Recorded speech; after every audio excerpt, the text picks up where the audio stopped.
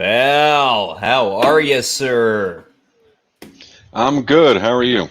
Doing well, and we are today going to be we're going to be calling this the JD webcast for today, as we're still working on final branding for the channel. So, I'm Okay. Jake. I'm Jake D. Thank you for joining. We're going to be talking today about the Umbrella Academy Season 2. Joining me again is my good friend Val Gear to have a little chat. We've got a few ideas in mind for what we want to talk about today. So, first, a little bit burning questions that we didn't quite get to in last week's stream. And we also want to chat a little bit about where the powers of the members of the Umbrella Academy come from, whether that be through lore from other areas, games, mythological traditions, what have you. Have a little fun with that. It's not something that I've seen talked about much, and Val brought it up and thought might be a lot of fun. Definitely. All right.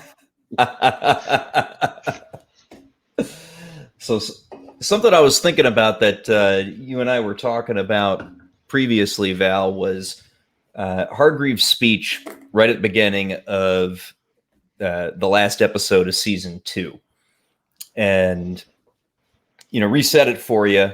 It's Ben's funeral, and he's being really cold to the group. And he's talking about how as long as there's evil in the world, there need to be people, of strength and good, to rise up and defeat it until such time as it doesn't exist anymore. And then he goes to tell the entire group that there are no such people here. So, and it was just a really, really tough speech. But again, one of my favorite things about Hargreaves in the season was he took a much more active role in what was happening, and you could see more of his planning and more about him. So, give me your thoughts on that piece. Well, I mean, the things that Hargreaves says during the funeral are very cold and they're very cruel, especially to a group of kids, um, and almost unwarranted, except for we don't have a whole lot of context um, outside of the fact that this is Ben's funeral and Ben has died. But we don't have any of the backstory of what were the specific circumstances that led to the demise of Ben. Um, so it's really hard to say how unwarranted it was, but even still, the approach was very cold and it was very cruel. To say the least. So, yeah, and it was. I mean, for me, it was a powerful scene, and I really liked it because I think we get to see a little bit more of just what he was planning the whole time with creating the academy and bringing the kids together to try to train them. And it's Yeah, because everything he does that we've seen when the kids were young was always about bringing them into the people that he wants them to be, and he thinks that they need to be, right? right. Yeah. So I don't know. So what are your thoughts about that ending for season 2, Val?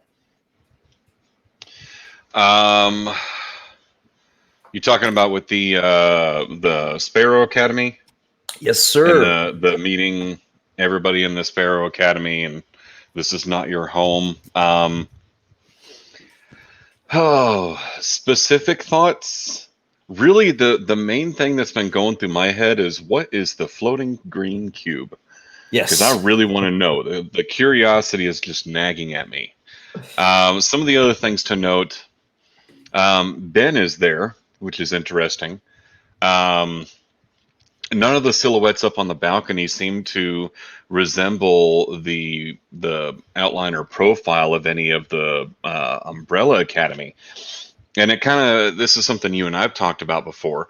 It makes me wonder if when Reggie was setting all this up um, in the alternate timeline, if he was thinking the Umbrella Academy may be the source of all of these apocalyptic situations, maybe I need to put together a group of heroes that are going to fight against the Umbrella Academy. And in Yeah. doing that, made sure that he didn't pick anybody that he knew was a guaranteed in the Umbrella Academy, because he met everybody at the dinner night except for Ben. Yes, yes, and yeah, I'm right there with you on that. It sets up a very. I mean, we don't know if Hargreaves sees them as friend or foe, and I'm with you. It's very plausible that he could really be seeing them as foe.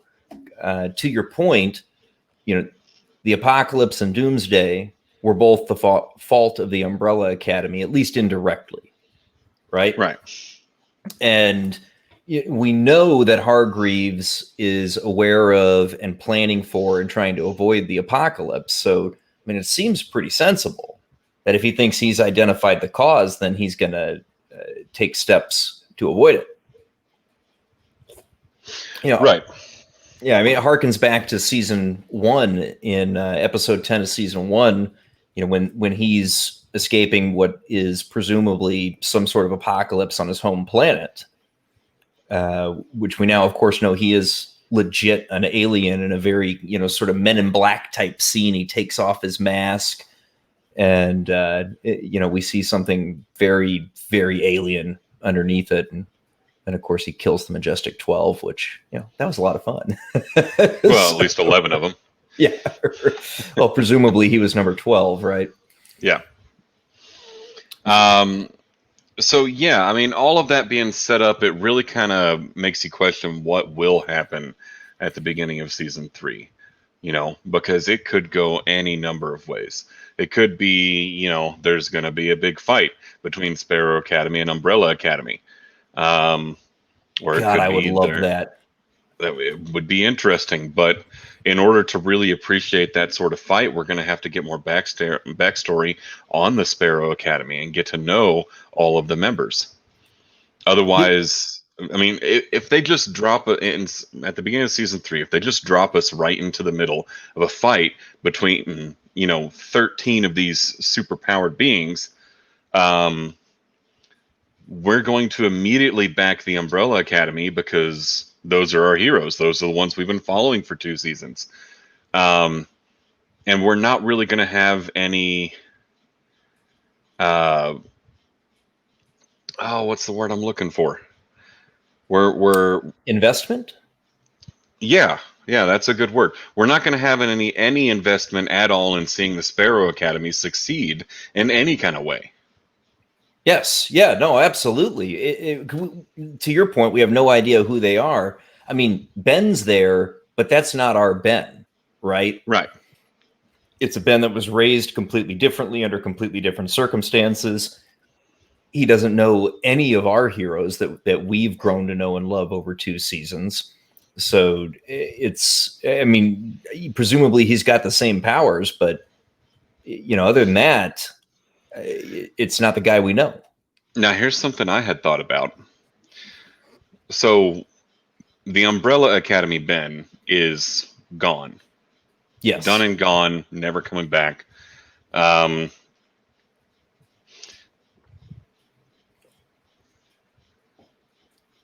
we're obviously never going to get the answer to this, but if Ben had never actually completely gone and he was still haunting Klaus, so to speak, would he still be in the Sparrow Academy? And what would his reaction be to seeing himself in the Sparrow Academy if he was there? Interesting question. And I would say, based on what appear to be the rules of time travel in this universe, that had Ben not sacrificed himself to stop Vanya in season 2, then he presumably would have been able to time travel with the group, unless for some reason the mechanics of the briefcase work differently than 5's portal. And so if he comes forward, with them and was still with the group, you've got another sort of paradox going on, right? I mean, we've already had some of the issues with the causation in the previous 2 seasons, but then you've got 2 alternate versions of Ben, because we know this is an alternative future. It's not the 2019 that they came from, obviously. I mean, that's abundantly clear. They changed too much when they were in the past, and it's now a radically different future. Yeah. And it's in a way, it's too bad that Ben's gone, because if they are to set up a conflict between the 2 groups, then one of the things that he could be a bridge to help resolve it, and then move on to some presumably greater evil that they're going to face in season 3. You mean a bridge, like being able to connect to Sparrow Ben? Exactly, right. So at some point, perhaps Klaus is able to manifest him, and he can, it's, when he's manifested, he should be able to speak, or to bare minimum, the fact that he's standing there ought to bring things to a stop, I would think. Well, maybe, but there is also the thought process that, at least the theory that who we are today is the sum of our past experiences and memories. Indeed. Sparrow Academy Ben would be a completely different person than Umbrella Academy Ben, potentially, because of the different dynamics and the different members of the team. Oh, absolutely. But it would still be the same person, the same DNA. So I guess where I'm going with is the shock value of seeing the alternate Ben with the Umbrella Academy, might be a way that they could have bridged the gap. Although, I mean it's not going to happen, obviously, because we've lost the old Ben. Yeah. I mean, what might be a good way to set up season 3, and this is just me having fun, right? is if we get ready to have a fight between the 2 teams, and then maybe you build that up in the first episode, and perhaps close that episode with the 2 groups facing off, and then you could trail into the next 2 to 3 episodes setting up the Sparrow Academy. To your point, there's no investment in these kids. Right. Another option would be for the entire series, or not the series, the entire season, have 2 running timelines. The first timeline really only takes place over, a few hours. And the second timeline takes place over possibly years. And the second timeline will be following the Sparrow Academy, a lot like we did with the Umbrella Academy in season 1. So we're establishing all the characters, who the major players are, what their backstories are, their nuances, their personality types, everything like that. And then what the hell that cube is. And what the hell that cube is. And then the shorter timeline is going to be initial first reactions on the 2 teams meeting each other, any possible conflict that occurs between the 2 teams, if Reggie has been, setting up the Sparrow Academy to take down the Umbrella Academy, and then obviously whatever the resolution is of that, which, I mean, considering the power of the 2 groups, could be a cataclysmic event all on its own. Well, I'll tell you, one of my biggest complaints about season 2 was we didn't see the exhibition of the powers enough. That's true. And if we don't get, I mean, I desperately want a fight between Umbrella and Sparrow just for that reason. Or at least somebody else that can actually put up more of a fight than your average human. Yes. Please. Please. That's the only, that was the biggest missing thing in season 2 to me, and the biggest thing that they need to pay off and deliver on in the upcoming seasons. From where I'm sitting, right? Yeah. Another interesting thing is Lila ever going to come back? Oh God, I hope so. I hope so. For Diego's She, sake, I hope so. well, not just for Diego's sake, but like, I mean, you could make a case that she really was one of the leads for season 2, and she was great. Oh yeah, Yeah, her powers are wonderful. One of the things that sort of speaks to the fact that they would kind of have to bring her back, from my point of view, is without anyone else around her, she probably doesn't have any punch. that's a pretty good assumption. Yeah, I mean, there certainly seemed to be some need for proximity for her to use the powers. They didn't seem to be permanent. I mean, unless maybe she can hold on to one forever, although we don't necessarily know one way or the other on that. Yeah, that was one of the things, and that's one of the things that the writers and directors of the TV show have really put a lot of work into. Is they never sit down and just clearly write out, okay, these are the powers, right? It's always we're gonna give them just a small taste of what the power kind of leads into, and we might show a clip later on of fully unloading. But you never really know, and you kind of have to piece it together yourself as you watch through the whole series. Yes. And that brings us to one of the other topics that we mentioned at when we kicked off the broadcast. And this is, to an extent, this is why I thought Val's idea was so good to have on this discussion. And that is, because of some of that ambiguity around necessarily just what these people's powers are, it could be a really interesting discussion to talk about analogs in other types of lore, whether that be video games, whether it be Dungeons and Dragons, whether it be mythology, what have you, that point to sort of similar archetypes. And one of the things about that is, it could help give us some insight into where it's going. I don't know. Is that you following me there, Val? Yeah, absolutely. Um, I mean, there there's not much that's going to be new at, well, how do I word this? It's incredibly difficult to come up with an entirely new and unique and original concept with where we are today, Oh, sure. because In all this kinds of, genre, yeah. yeah. So I mean, what so a lot of these superpowers that you're seeing, we have seen um, in video games. We've seen them in movies. We've seen them, in ancient mythology. Um, we've seen them all over the place.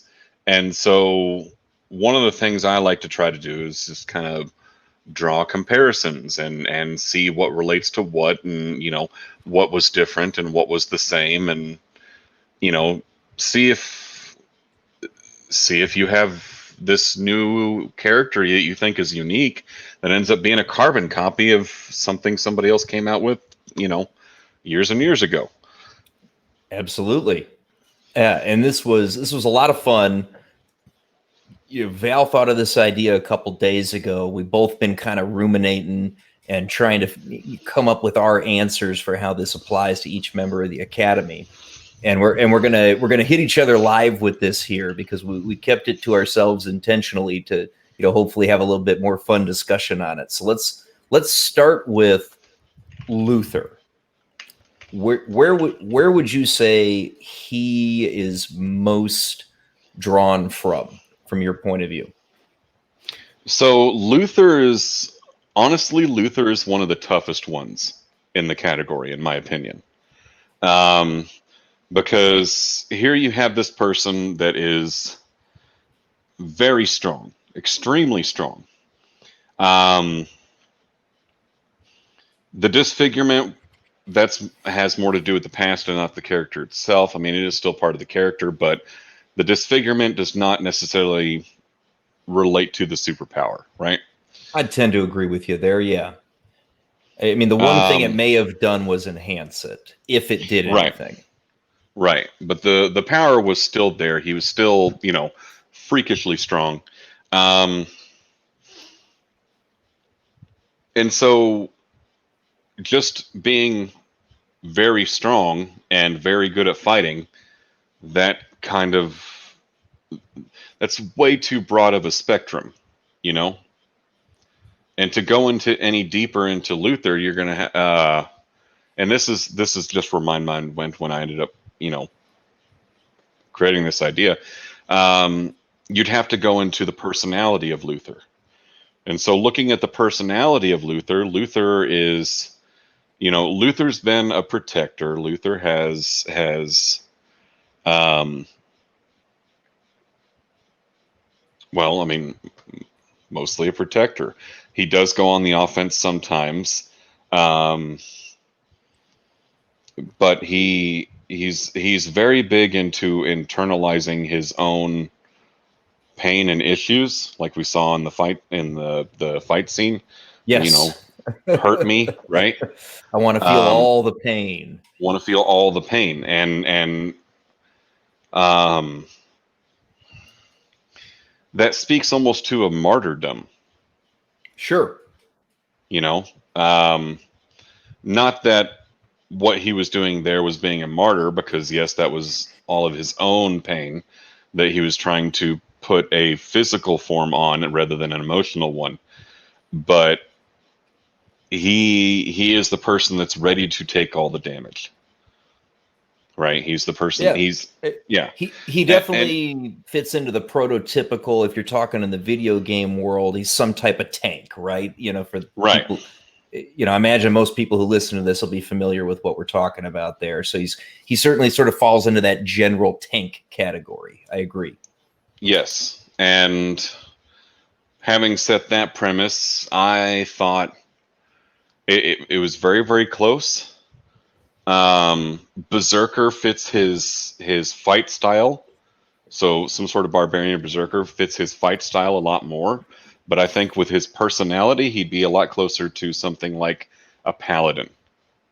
Mm-hmm. Mm-hmm.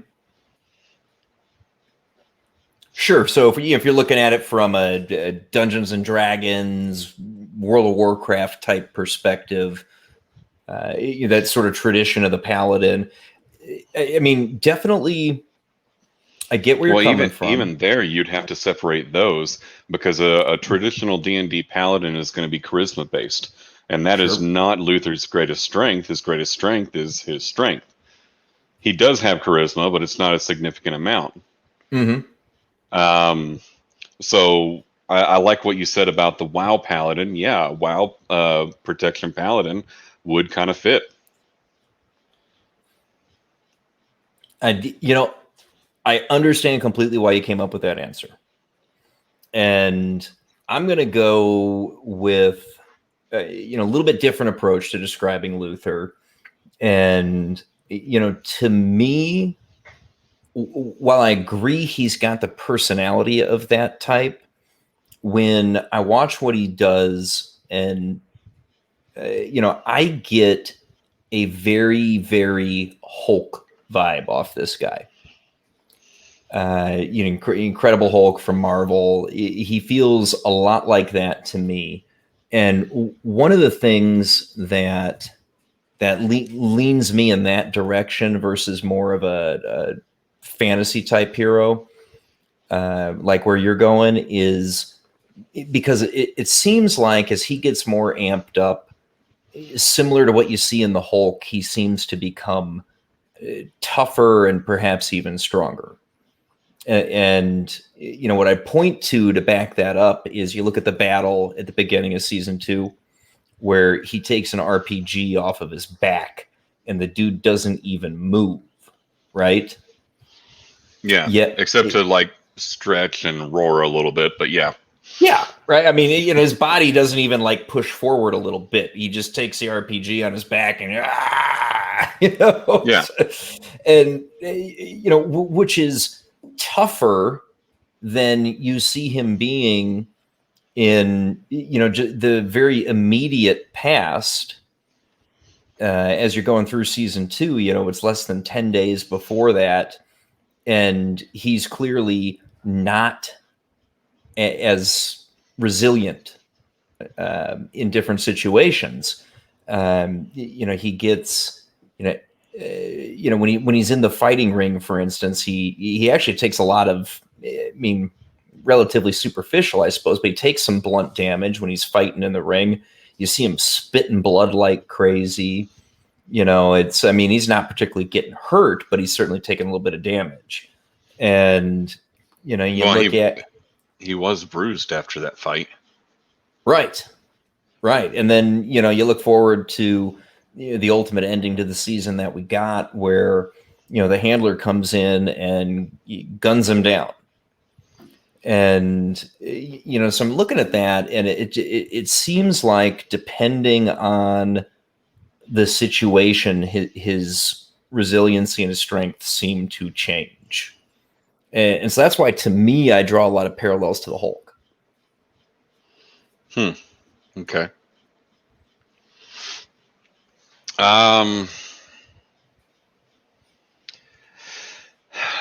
I can see that. I see what you're saying. Not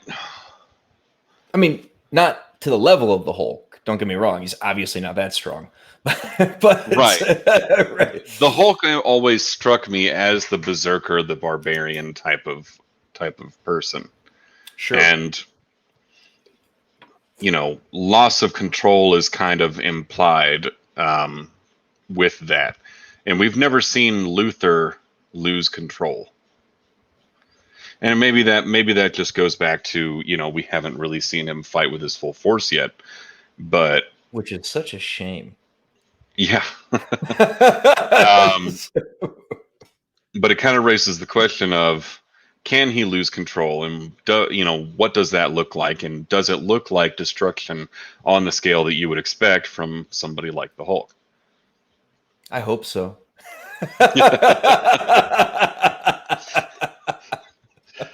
I really do. I want to see it so bad. Something tells me we will get the opportunity. Oh God, I hope so. Man. Eventually. All right. Let's step forward to number 2, Diego. Diego. All right. You want to go first? You want me to go first? You go first. I took Luthor. All right, I'll take Diego first. I will take Diego first. So Diego, if you're talking about a fantasy type setting, Diego's very much the rogue to me, right? And whether you're talking about his preferred weapons, his preferred fighting style, the agility, the fact that he's you see him doing infiltration, all this sort of traditional skill set of that sort of archetype of the rogue, right? And the one thing I will say about Diego is I can't think of a real true parallel in say the comic book world. The closest you've got is like a Bullseye or a Deadshot, but they're not even close, because he can do a lot more than control something that he's sending down range.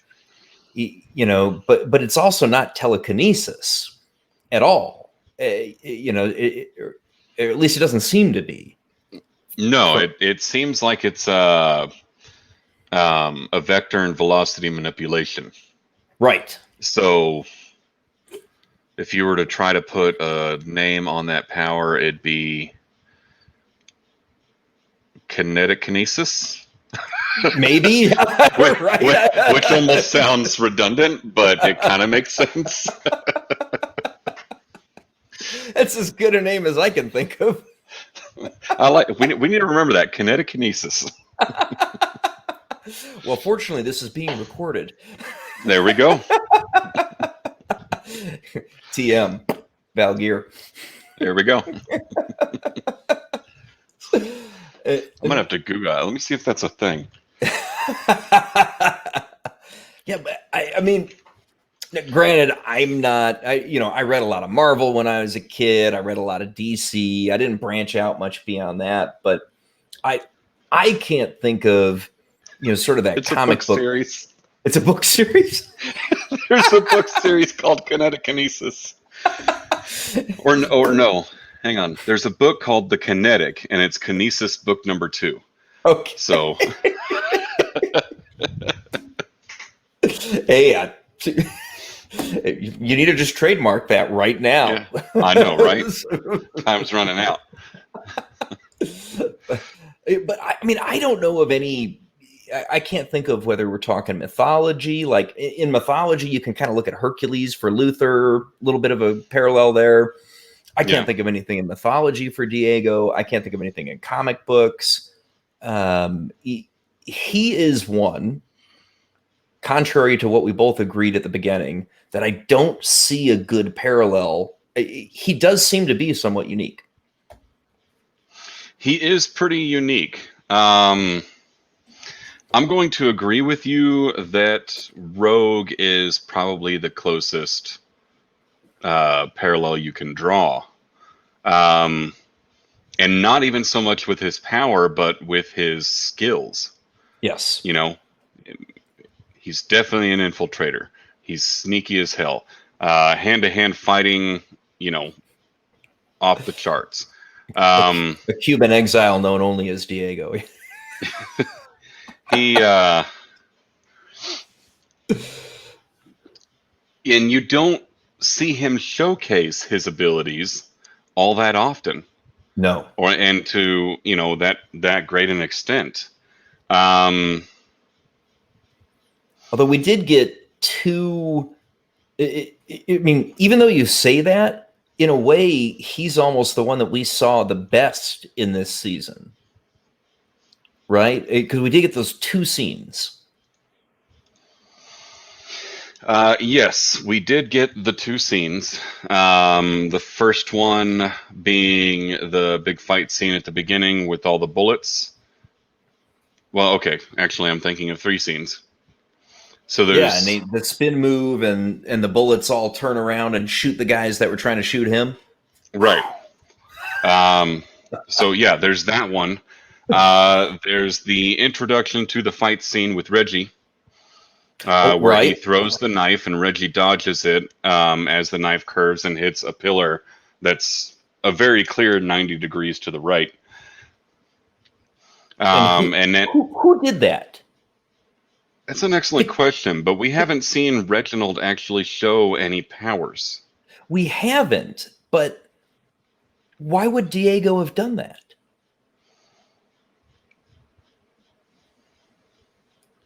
I don't know. But why would Reggie have done it? Because from the way it was shot, it looked like it didn't curve until after it had already passed Reggie. Why would Reggie have done it? To take it out of play so it didn't come back at him. That's valid. That's a possibility. But still, yeah, there's no telling. Yeah, I'm not sure that Reggie would have superpowers. Having him have the technology to give human kids superpowers, maybe. Well, definitely. But clearly, right? Yeah, I mean that's a foregone conclusion. We know he did that. So, but and then the third scene to me. Who did that? Was that Reggie or was it Diego? I don't know. I don't know. Yes. And then the third scene, of course, being Diego at the farmhouse with all of the commission members, agents, shooting at him and Five, and he's got to stop all the bullets and then redirects, hundreds, if not thousands of bullets into the gas can to blow it up. Yes, and that was I loved that scene. Because you and I were talking about this before. when we first saw the episode 1 of this season, we didn't catch that he had turned the bullets the way that he did, and you see that in episode 10, and then I've rewatched the season like 3 times now, maybe more than that in all the videos I've been cutting. you go back and then you notice that original scene, Right.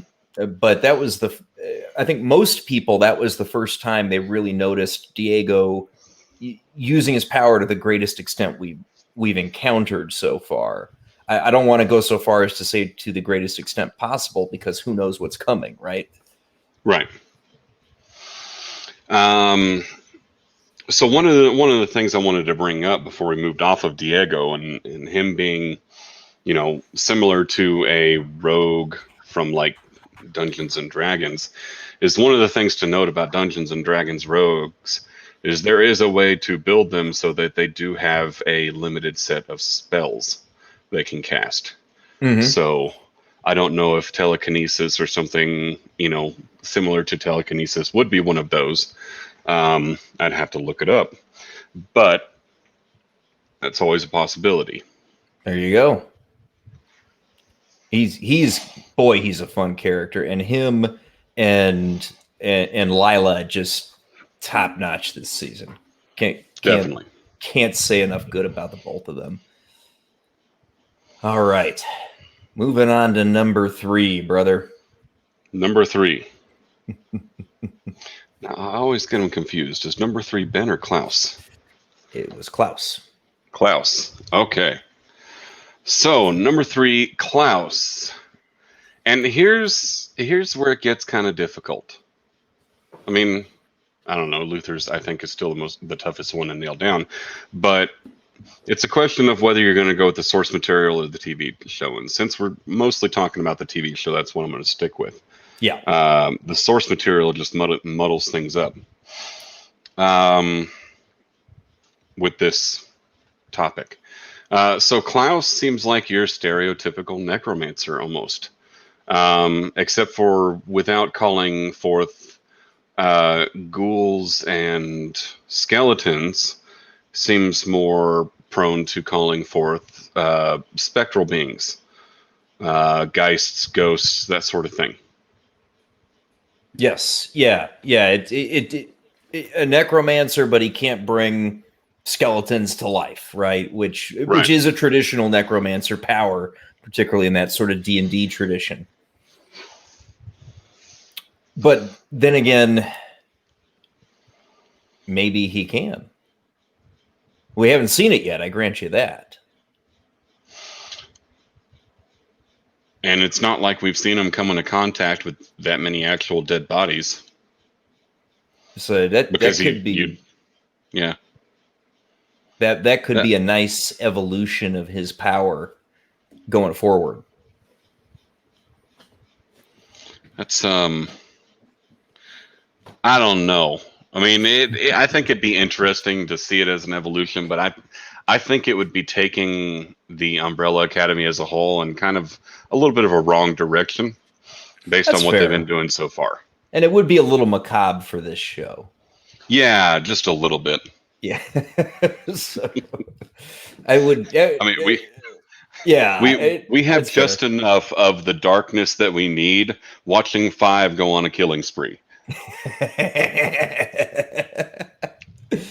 The little shit looks like he's enjoying it, man. He's a psychopath. That little murderous bastard. And he is my favorite. For some reason, that's not surprising. That kid, that Aiden Gallagher, man. He gonna be around for a long time if he wants to be. That kid is good. Maybe with as impactful of a role he is currently in, and how well he's doing with it, he might run into the same issue that what's the actor's name? The Harry Potter kid. Daniel Radcliffe? That one. Thank you. I don't know why I spaced on the name. He might have trouble getting a serious role, like, kind of the same trouble that Daniel Radcliffe ran into. Yeah, although Radcliffe seems to be working past that. He got a lot of praise for Guns Akimbo. I didn't see that one. I didn't hear much about it. He's pretty The the crazy and violent in it. okay. The ones that I'm thinking about that I remember are Swiss Army Man, Mhm. um, which not even going there. Um, uh, wasn't there one? I'm trying to remember the name of it, or at least the premise of it. Something about a horse or something. Oh gosh, I know what you're talking about, but I It can't w- remember it. it was a very. It was an art piece, is what it was. Um, Based on a screenplay, if I remember right. Uh, there was Tusk, Mhm. right? There was Tusk. Um,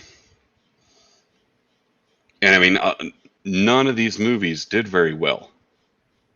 I think the best one, at least in terms of money, was Guns Akimbo. But he's I mean he's stretching around. I hope he can keep going Um, somewhere. his career is by no means over, Oh no, he's still what is he but like he's. 25? I think he's a little older than that, but I'm not sure. Um, but it's one of those things where it's going to be very surprising to see him in one of the major blockbusters. Yeah, yeah. I mean, yeah, but he'll need some time off. Then he can come back into something. Yeah. So so moving on to number 4. Oh, and Mary says Radcliffe was great in Miracle Workers. I got to admit, I didn't see that one. I didn't see that one either. So, was that was that more of a ladies type movie, Mary? So, but Allison. All right. So why don't you pop up first on number 4, Allison Val? So, Allison. Allison is your charisma bard. And only bard because bards are extremely manipulative and persuasive. They use their charisma for that. Um, there's an ongoing joke in the D&D community about how the bard is always trying to have intercourse with a dragon or anything else that it goes up against a fight. Because the bard can usually talk the enemy into not fighting. Um, and so there you have Allison, who simply has to say, I heard a rumor, and that's the end of the fight most of the time. So, yeah, I thought that one was pretty clear cut. Yeah, I mean, she definitely fits. Certainly in that fantasy genre as a bard. I no argument there. It's she uses the silver tongue to get her what she needs, right? But then and and you see of it a little bit more in the sort of reality warping sense in that initial battle scene where she says, "I heard a rumor, I blew your minds," Yeah. and sure enough, their minds blow. Yeah, definitely. But also, bards have spells that don't relate to manipulating people. They have Yes. cantrips they can cast. Yeah. Um, I stand Oh, by Bard. oh no, I'm not disagreeing with you. It's I don't think there's not a super great analogous type person in comic books. I mean, there for me, like thinking to that uh, genre, because I mean, you've got like, there's a little bit of Scarlet Witch in there. Maybe there's a little bit of a Jean Grey, something of a blend of the two, but not as powerful as either one of them, at least from what we've seen. Mm-hmm. Yeah, I mean, you follow where my head's at on that one? With which one now? Kind of a blend of Scarlet Witch and Jean Grey. Um, are you? Are we Sure. still talking about Allison, or did I miss Yeah, something? I'm yeah, yeah. sorry. No, we're still on Allison, right? Okay. So when she can rumor somebody to do whatever she's telling them to do, I mean, Mm-hmm. that strikes me as like the closest to, sort of a suggestive telepathy ability, right? I mean, Yeah. you even see their eyes go white, and she's clearly affected them mentally. Right. But then there's also the element where she can affect reality. Now, granted, there's differences between the comic source material here versus the what we've seen in the TV show, and Right. but she's definitely had some sort of reality warping capability in the TV show as well, and so that's a little bit of Scarlet Witch to me in there, but Yes, not I as definitely see the powerful. Scarlet Witch. Yeah, but not as powerful as either one of those two. You know what I mean? Right. Um, I'd have a hard time seeing the Jean Grey reference, but I do see what you're saying with the Scarlet Witch, who, yeah, definitely has the ability to manipulate people as well as some ability to alter the fabric of reality, so to speak. Mm-hmm. What do you think we're going to see from her in season? Do you think we're going to see her more like the rumor from the comic books, or do you think what we've already seen is going to be kind of the limit of what we get out of her? We might get an opportunity to see the more of the rumor from the comic books. Um, and that would be really, really cool to see. But if we think about what's happened so far, it it just about every time she's tried to rumor, or at least towards the end of the season, in season one and season two, she got smacked down and smacked down pretty hard. Yeah, In season one, she got her throat slit by Vanya, and in season two, it backfired when Lila turned around and you know, told her she stopped breathing. Yeah. yeah, so, I mean, that's fair. I mean, she hasn't had a lot of opportunity to stretch her wings. right, right, So, and that could almost cause her to become timid in using her powers, getting smacked down that hard that often. I mean, granted, they did go on that little shopping spree, and it was that was fun and everything, and then she kind of fell a little bit too far into it and walked in and had the dude burn his hand on the yeah. coffee. Um, And that so could, that didn't. If that affected her anyway, it was an emotional thing of what does this monster I've become, where I'm telling this person to do this. yeah. I mean, that could present an interesting conflict for season 3, and a character arc for Allison, depending on what they're doing with the season, obviously. But her coming to terms with, I mean, as you said, every time she's tried to use it in a battle that we've seen, she ends up getting in trouble, right, to say the least.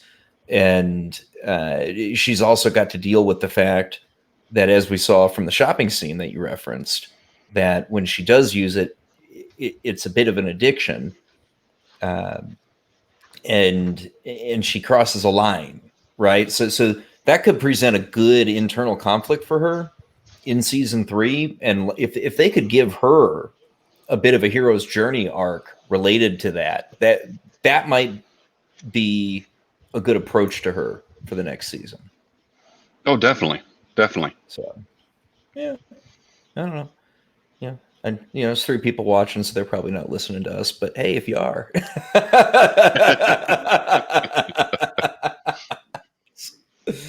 all right, man. We're gonna skip number 5. What? We're gonna save him for the end. You can't. Okay. We're gonna save him for the end. No, I got a bonus for the end. Oh, we got a bonus for it. Okay, we'll We go got a into number bonus for the 5. end. We will go into number 5. So, I mean, looking at it from a fantasy genre approach, the best that I've got for number 5 is kind of a blue mage in the Final Fantasy tradition. Okay, we have to get a little clarity here. Because Final Fantasy nowadays, a blue mage, it has nothing at all to do with time. Well, I'm talking back in the day when I was a little kid playing video games. Okay. Right. So, I mean, you think back, Final Fantasy Tactics, when you had numbers in the single digits, things like that. And, Yeah. and similar games of the same general genre at the time, think late 80s to mid 90s kind of time frame. And they were specifically the time mages, and they their big powers were slow and stop and haste and other things like that, and certainly had the ability to blink. Now I grant that there wasn't really much of a tradition of time travel there, but it's only a small leap from that. So I did a little looking into what I could find in the D&D universe that was a time mage, and they actually have a class called Time Mage, which is all about the manipulation of time. A lot of things such as I think I saw a distortion in there and a couple other things. I would imagine that a short range teleport or blink would be available. And on the same note, crossing that with some sort of red mage who would focus on some martial prowess and physical attacks.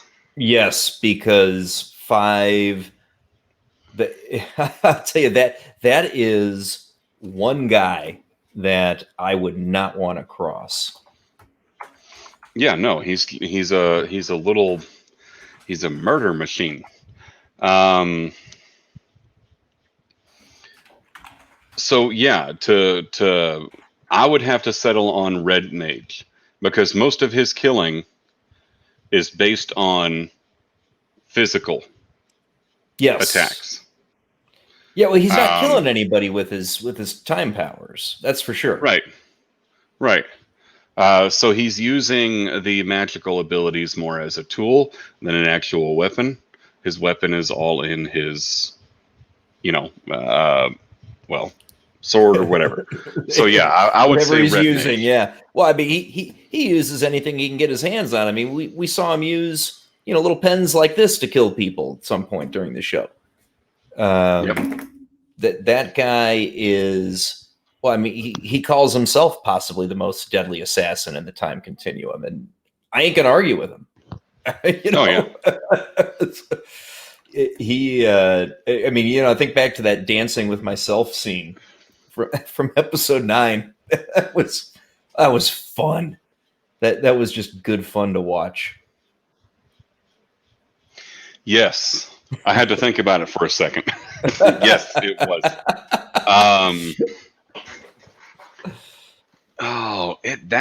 That's one of those hard ones to think about. Like how would it really turn out? Because it really speaks to the skill and the strength and the intelligence of both the fives involved. Mm-hmm. Of course, it also helps that they're fighting against themselves. Yes.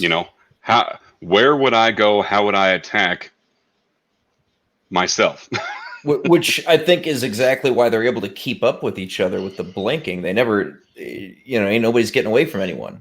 Yeah. Oh, and number 5 is good. And, I can't, thinking back to another, sort of comic type tradition, there's not really a good analog outside of just him that I know of.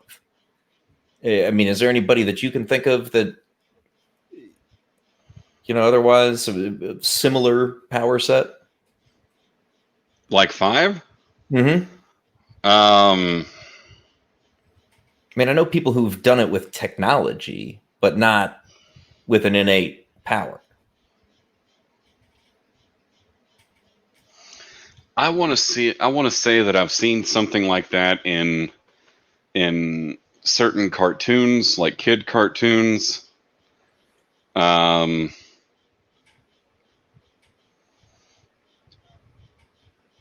but it wasn't anything big or as dramatic as how 5 is doing it. And Mary says he also has the biggest ego in any timeline. Yeah. Yes, he does, Mary. Yes, he Wait, where does. is that on YouTube? Where is that? Yeah, Let's see. I've got the stream pulled up so I can watch that. Oh, okay. Oh goodness, he definitely has the biggest ego in any timeline. Yeah, here I can. It's a little slower here in the studio, so I can't. Oh, I'll So just pull it up. It's no yeah, big deal. there you go. I got it pulled up right there for you. Nice. I don't disagree. Oh man, so yeah, no, it's he's got to love the character, love the actor, and he's fun, he's interesting. This new rewind ability that he's developed is going to be so useful. Oh yeah. So, I would like to see if he can in some way affect other people around him, though, not necessarily just himself. You know, that would be an interesting evolution of his power set. If we could see him like stop other people, or perhaps slow his experience of time, that'd be neat. Right. Well, I mean, now that he's effectively stepped or rewound time instead of just blinking through it while projecting himself through time. Now that we've seen him start to do manipulations like that, it's like Reggie said at the beginning. It's start with small steps and work work yourself to bigger things. Yeah, I think we're going to see some really crazy time manipulation in season 3. Yes, it's going to be fun. If he doesn't somehow slow his experience of time, I'll be disappointed because I just really expect him to now. Well, they do need to avoid the trope. There's the Quicksilver scene. Which is exactly what was in my head. Yep. Yeah, and then Sonic the Hedgehog decided to do that as well. Basically, any time that you have somebody that can move pretty fast, and I mean, time is relative, right? So if you have Yes. somebody that can slow down time, then by relativity, they can move pretty fast. They're going to have to avoid the trope. That's going to be very important. I mean, different cause, but same end result, right? Exactly. So that's fair. We do want to see them avoid tropes because we don't want to see this become trite. It needs to stay fresh. It needs to stay unique and be its own thing. They even did it in the Flash. Yeah, I mean, you'd have to see things, through that slow-mo if you're going that kind of fast. You'd have to, Yeah, right? yeah, but there's certain things you don't need to do with it. You don't need to have little. I'm just gonna adjust a couple of little things right here, and then I'm gonna walk over here, and I'm gonna turn this can upside down, and then I'm gonna pour water on this person's head, and then I'm gonna smack this person 6 times, and then we're gonna see it all play out in real time. Yeah. You don't need to do that. That's unnecessary. It was fun the first time it happened. Stop imitating Quicksilver. You keep it fresh. Keep it fresh. Keep it fresh. Yeah, no, that's good advice. And once again, I do kind of hope they're listening. So keep it fresh. Don't get in the trope. Solid advice. Yes. So moving on to Ben. Ben. So Ben was a tough one. I mean, from what we know of Ben's abilities, is he can call forth these eldritch tentacles from his stomach and throw people around. Yeah. And then I thought, I know I've seen that before. Not necessarily from the stomach, but somebody spawning some eldritch tentacles and then throwing people around. And then I thought of one of my favorite games. It's by Larian Studios. A lot of you probably heard of it. Divinity Original Sin 2. A lot of you probably heard of Larian Studios because they're the ones doing Baldur's Gate 3, and it's because of Divinity Original Sin 2. There is a metamorph build where you basically have the, metamorphosis abilities, and one of the first ones you pick up is the ability to turn your arm into a big eldritch tentacle and just lay the eldritch smackdown, That we see Ben use so effectively. Exactly. So that is it. That is what I thought of when I thought of Ben, and what does he relate to? I'm glad that you thought of something because I drew a blank, but that's perfect. Well, I'll be honest. My first thought was a druid. Because of it's almost a shape-shifting ability. Almost ish. I mean, unless that's actually a portal in his stomach, that would be weird. So, we're getting real Lovecraftian up in here. Yeah. I mean, I think they kept the details out for a lot of reasons, one of which may have been they didn't want to explain it, so yeah, we're just going to say this is what it is, and that's that, and which is fair. There's nothing wrong with that. All right, number 7, Vanya. So Vanya was one of the toughest ones, because her ability is called Acoustic Kinesis. Yes. That's the technical name for it, if you can get technical for superpowers. But it's called Acoustic Kinesis. And there's not a whole lot out there that has Acoustic Kinesis or Photokinesis, or basically taking some sort of energy waves and manipulating them into an extremely destructive offensive force. Sure. And I couldn't come up with anything. Well, I tried.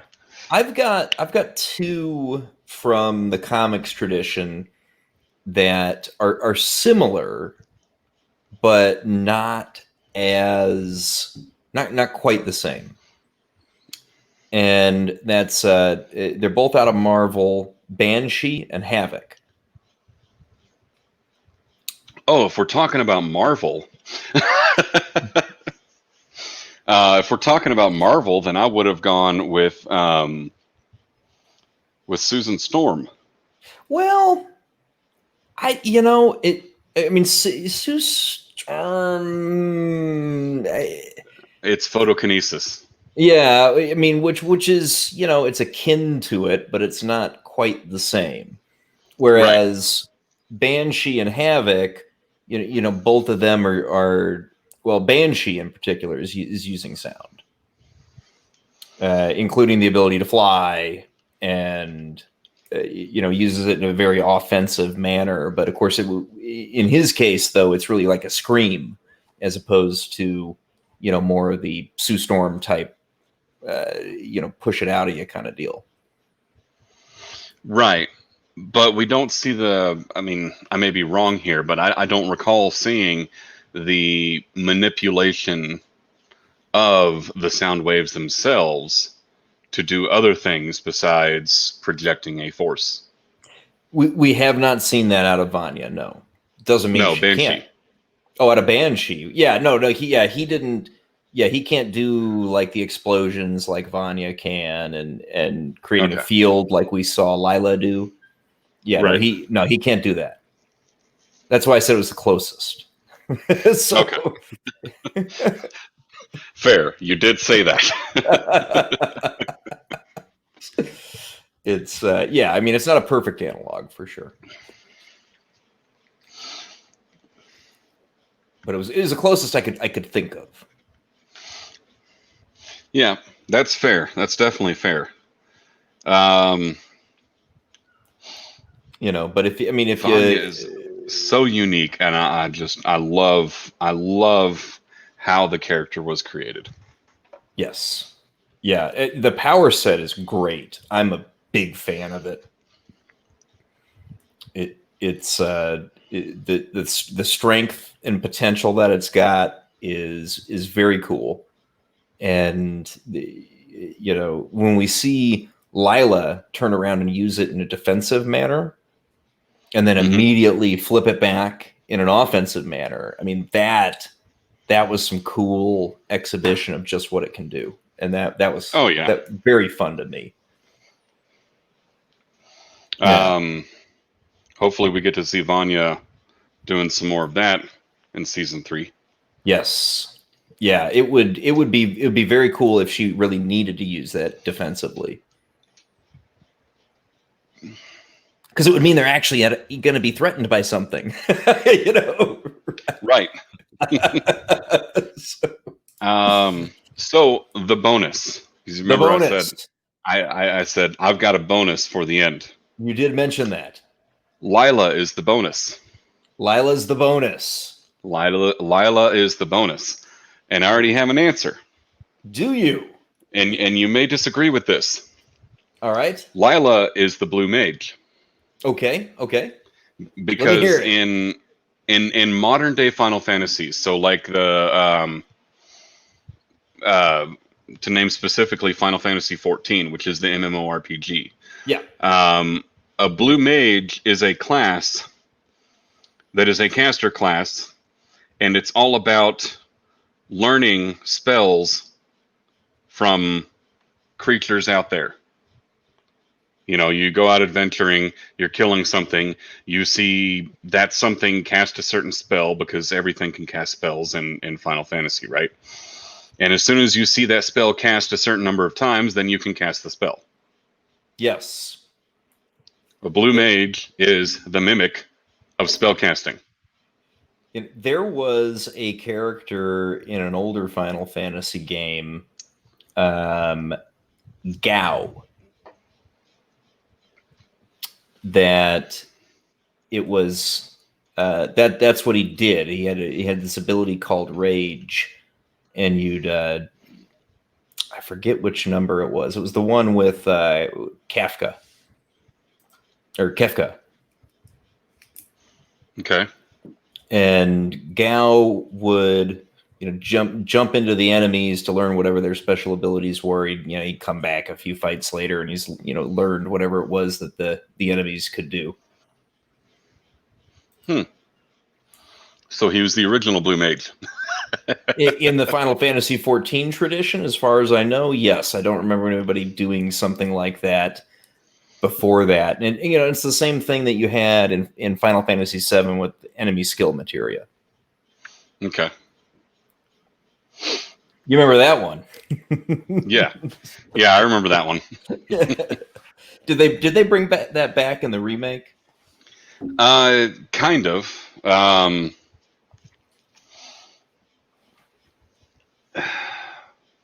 Yes, they did. There is still skill materia, and you still have to level it up. Okay. It's been forever since I played, and I'm trying not to get my games mixed up, because I had to travel through about 20 games to get back to Final Fantasy, the Final Fantasy VII remake, to remember it. Fair enough. You still need to play that, by the way. I do. I've been busy doing this. Yeah. What was your excuse last month, though? I don't know. Getting ready to be prepared to do this, right? Right. I was preparing to prepare. All right, man. That's anything else you want to touch on Umbrella Academy? I think we're good. I All think we're good right, for man. today. We've been So doing it for an hour and 10 minutes, so yeah. So let me hit you up. There was some interesting news, and I know you haven't been into the show lately. You checked out a little while back, but Doctor Who. Doctor Dr. Woke. What about Doctor Who? So Doctor Who, I brought up a new background for us. Yes, I And barely make out Chris over there. yeah, so Chris Eccleston is coming back to do some Big Finish audio productions for Doctor Who. And Um, so he's like the old school radio shows. yes, exactly like that. It's Big Finish. They've been doing this for years, even before the new Who rebooted on TV, where Okay. they're radio dramas. It's exactly what they are. And actually helped keep the show alive in between the '96 movie and the 2005 reboot. Fun fact for everybody. Yeah. Um, So- no, really quick, a fun fact for everybody. That's actually the origin of Hitchhiker's Guide to the Galaxy. That whole series started out as a radio drama. did it? Yes. I did not know that. Yeah. I thought so. They did the radio drama and then he wrote the book later. Kind of. They like the entire book series was all stories that were pulled from the radio drama that Douglas Adams actually had to put in order because they weren't in order Oh, on the radio. So he had to put them all in order and get them, coherent and then publish them as a book. I did not know that. I've read the book once. It's been a long time, but I did not know the source material were radio dramas. Oh yeah. Yeah. Yeah, yeah. But Eccleston's coming back to the Doctor Who Okay. family, and he's going to do a series of radio dramas. And he of course was the Doctor when the show was rebooted in 2005. He stuck around only for series one, and he's been pretty much divorced from Doctor Who ever since then. And then, of As I course, recall, there was some sort of big fight or something, and he was only planning on doing the first season anyway. yeah, it sort of amounted to him and all of his three immediate superiors kind of hated each other. Oh, So that's always that's a really great way to carry on a show. yeah. So, I don't know, man. Even with the conflict, they did something right because that first series was fantastic. Oh, it was excellent. Yeah, It was excellent. It was the perfect reboot for something like that. poor effects and all, it was still great. Yeah. I look. And I of look course, back. there's always Billy Piper. Well, naturally, Billie Piper's I love wonderful. Billy Piper. She's got a great personality, and I think that she's a real woman, right? I mean, more it's not some kind of ridiculousness. She's your typical average woman. I'm gonna let that one go. Well, no, I just mean she's not like supermodel thin or anything like that. You know what I mean? Oh. She's a typical average woman. Yeah.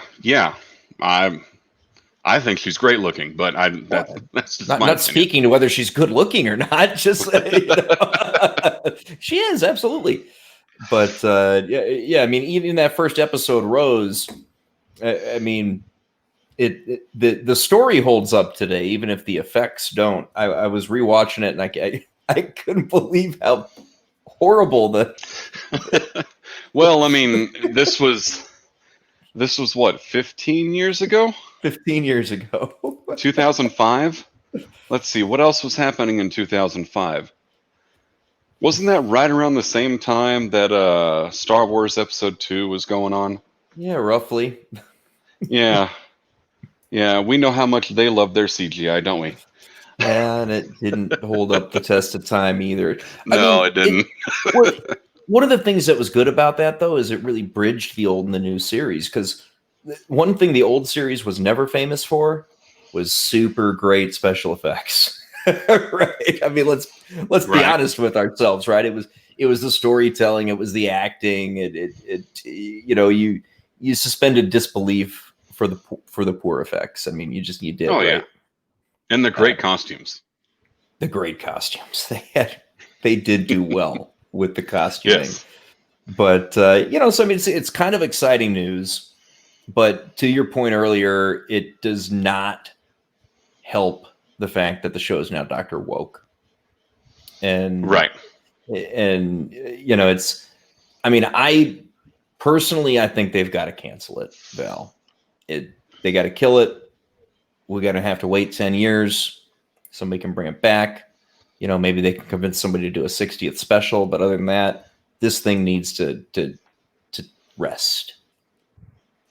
Yes. I don't know about bringing it back because we don't know what society is going to be like in 10 years.